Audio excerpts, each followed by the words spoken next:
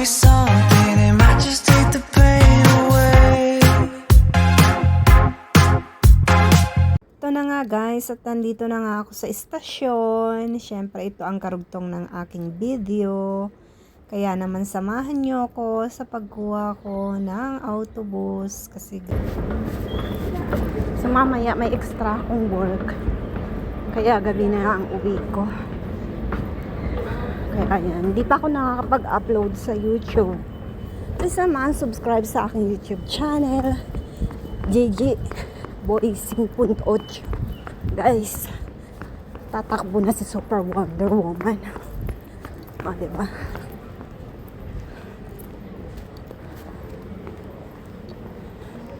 Está cerrado? Vale, gracias. Yeah. So guys, nandito na ako sa paradahan ng autobus. O, diba? Ay, naku. Pag bagong ligo, maganda ang aura. Pag bagong ligo, maganda. Pag bagong ligo, confident, syempre. Sarili mo, 'di ba? Kahit sinong tumabi sa okay lang 'yan kasi syempre fresh ang iyong beauty, 'di ba? Mas maganda 'yon. Kaya 'yon, guys, kaya hindi nakakahiya kung lagi kang maliligo araw-araw, o 'di ba? Kahit mag-shower lang tayo ng katawan araw-araw, okay na 'yon. Kahit alternate yung ating pag-shampoo ng buhok. Ako kasi ganun 'yon, guys.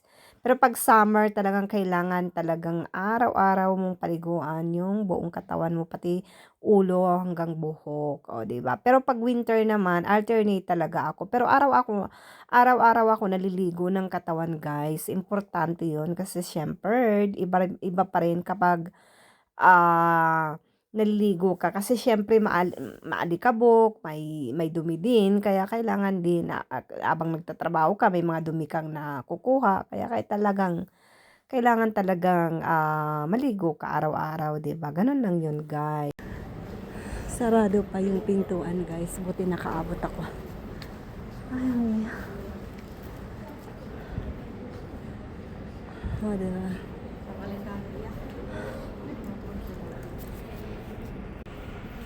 So, nandito na ako, nakapila na ako, guys. Kaya, ayan.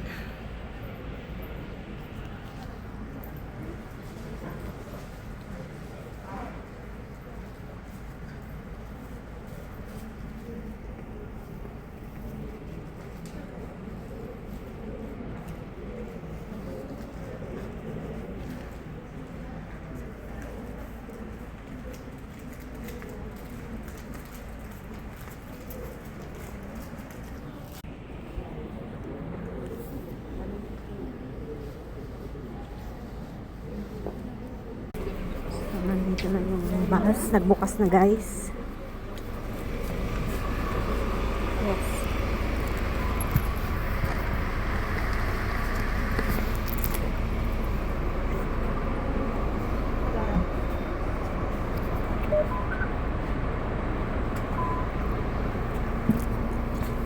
Hola, buenos días.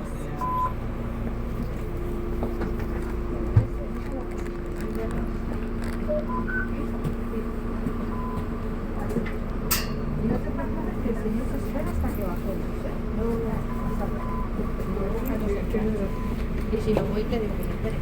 Está muy igual.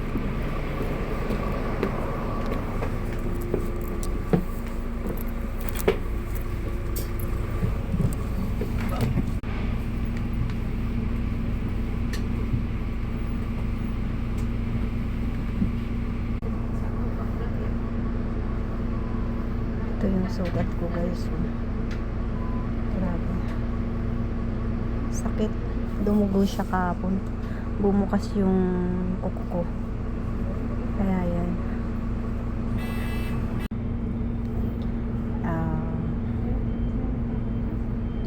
Lagyan ko siya ng band-aid kasi kapag hinahawakan ko yung buhok ko, parang pumapasok dyan yung hibla ng buhok. Ang sakit siya kapag nung nag-shower ako, ang sakit siya. syempre bukas yung kuko doon, diba? Kaya namomolestya ako guys dyan sa unyas ko. Pero carry lang yan, wala pa naman yan, malayo pa sa bituka. Sabihan nga diba, malayo pa sa bituka. Alis na kami.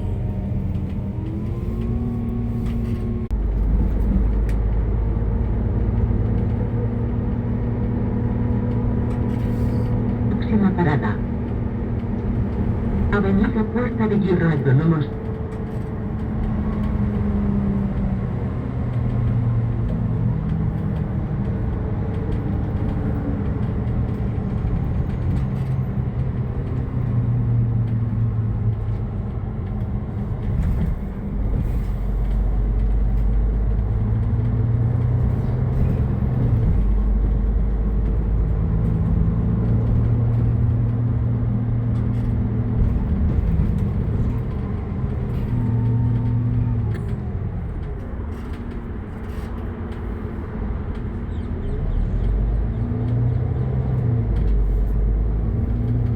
Parada.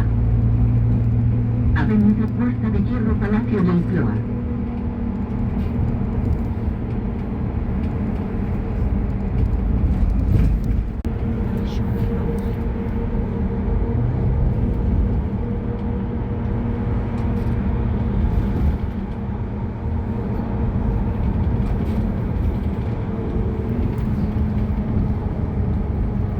Próxima parada.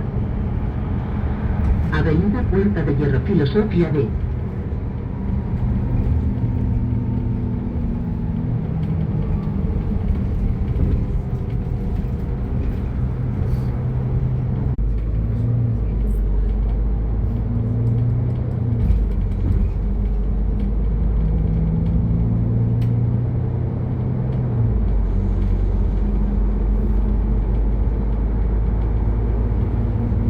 Próxima parada.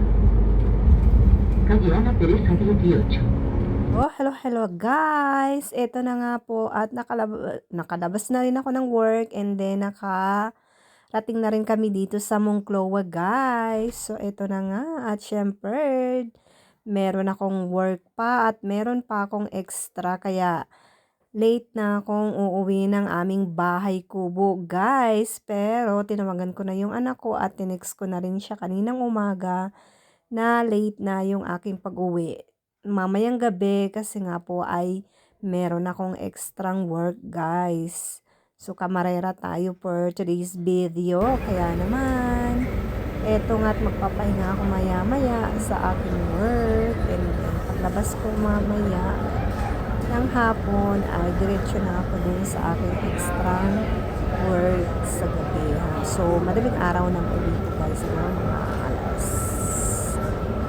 4, ganyan. Depende kasi kung anong oras kami matatapos. Ganun yun guys. Kaya private kasi yun guys. Kaya, pero okay lang yun. Kaya lang kasi magta-taxi na lang ako mamayang madaling araw pag uwi ko. Kaya, pero tinitext ko yung anak ko kapag padating na ako ay pagkuha ko ng autobus hanggang sa kung saan kalye na ako. Ganun yun guys. So talagang yung communication ko sa anak ko ay kapag nasa labas ako talagang binibigay ko yung detalye para kung ano man ang mangyari, diba? Ganun ang gawin nyo guys kasi importante yun na may nakakaalam kung nasan kayo. So guys, maraming salamat sa inyong pagmamahal at pagyakap. Hanggang dito na muna ang aking video. At syempre, please subscribe naman dito sa aking YouTube channel, GGBoysing.8. At ang aking Facebook account ay GGBoysing. So, syempre, pasasalamatan ko yun ng marami at malaki. At syempre, sa inyong pagmamahal at pagyakap, guys. I appreciate it. At syempre, ang mga silent viewers din, maraming salamat po. Sa mandaho kayo ng mundo ay pagpalain po tayo ng mahal na Panginoon Kristo. At guys, lagi kong sinasabi kapag lalabas ng bahay ay dalhin pa rin natin si Mr. Sims Pasensya para buhay laging masaya. Babay na muna for the next vlog ulit sa aking YouTube channel dito pa rin sa GGBoysing.8. at lagi tayo magmahalan para naman, syempre, ay masaya tayo kahit na anong gawin natin. At syempre, lagi tayong maging masaya. Piliin pa rin natin maging masaya dahil alam nyo kung bakit, guys. Minsan lang tayo mabuhay dito sa mundo, isang beses lang, kaya kailangan ay maging masaya tayo. At piliin natin na hanggat nabubuhay tayo, yung makakapagpasaya sa atin at yung makakasama natin na hanggang buhay tayo, yun na mahal natin at mahal tayo. So guys, nandito na lang. Bye-bye.